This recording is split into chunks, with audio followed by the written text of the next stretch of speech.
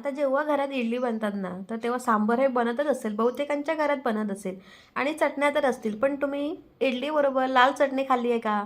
तर माझ्यासाठी मी सांगते म्हणून एकदा नक्की अशी चटणी ट्राय करून बघा आणि खाऊन बघा. खूप भारी लागते. आता इडली मला आवडतात, पण माझ्या नवऱ्याला एवढी फारशी आवडत नाही. पण आता ही जी लाल चटणी बघताय ना, ती चटणी जर त्यांना बनवून दिली ना, तर मात्र त्यांना इडली आता आवडीने खातात. आता ही कशी बनवायची तर तुम्हाला सांगते. इथे 2 मीडियम साईज कांदे मी कट करून घेतले आहेत, असे तुकडे करून घेतले आहेत.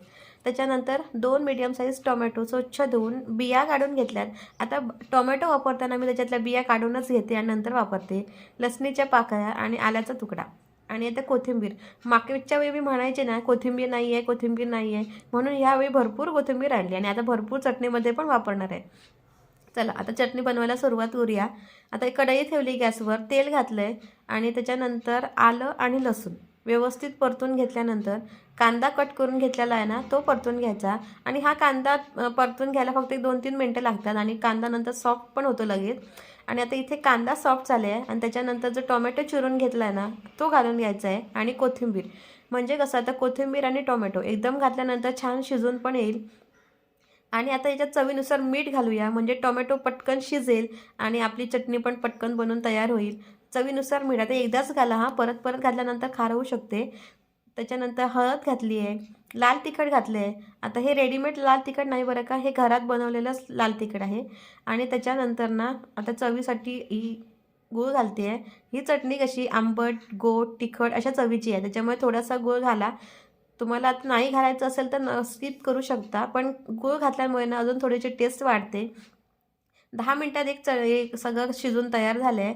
थंड करायला प्लेटमध्ये काढून घेतलं आहे आणि त्याच्यानंतर आता मिक्सरच्या भांड्यात वाटून घेते. प्रयत्न करा की पाणी घालण्याची गरज पडणार नाही, असंच वाटण होईल. जर गरजच लागली ना तर थोडंसं थोडंसं पाणी घाला, जास्त घालू नका. आणि आता हे मी चटणी वाटून घेतली आहे, चटणी तयार आहे. आता आपण याला छानपैकी फोडणी देऊया, म्हणजे थोडीशी अजून टेस्ट वाढेल. आता गॅसवर परत कढई ठेवली. आता तेल तुम्हाला जास्त वाटू शकेल, पण हे 2 चटण्यांसाठी फोडणी द्यायची आहे ना मला, तर त्याच्यामुळे मी थोडंसं जास्त तेल घेतलं आहे. आणि त्याच्यानंतर सगळ्यात आधी मोहरी घातली. मोहरी छान तडतडली की जिरं घालायचं. जिरं पण तडतडलं ना की गॅस बंद करायचा. आता याच्यात कढीपत्ता किंवा सुक्या मिरच्या असल्या ना, तर फोडणी पण अजून छान दिसली असती आणि टेस्ट पण अजून छान लागली असती. आता जे होतं त्याच्यात बनवूया. तर त्याच्यानंतर गरम गरम आता ही जी फोडणी आहे ना, तर या चटणीवर मी अशी घालून घेतली आहे आणि नंतर मिक्स करून घ्यायची आहे. आणि अशी चटणी तुम्ही नक्की तुमच्या घरी बनवा आणि इडलीबरोबर, स्पेशली इडली किंवा डोसाबरोबर खाऊन बघा. खूप भारी लागते ही चटणी आणि मला मग सांगा की कशी लागली ही चटणी. तर चला बघताय काय, पटापट चॅनलला लाईक करा, शेअर करा,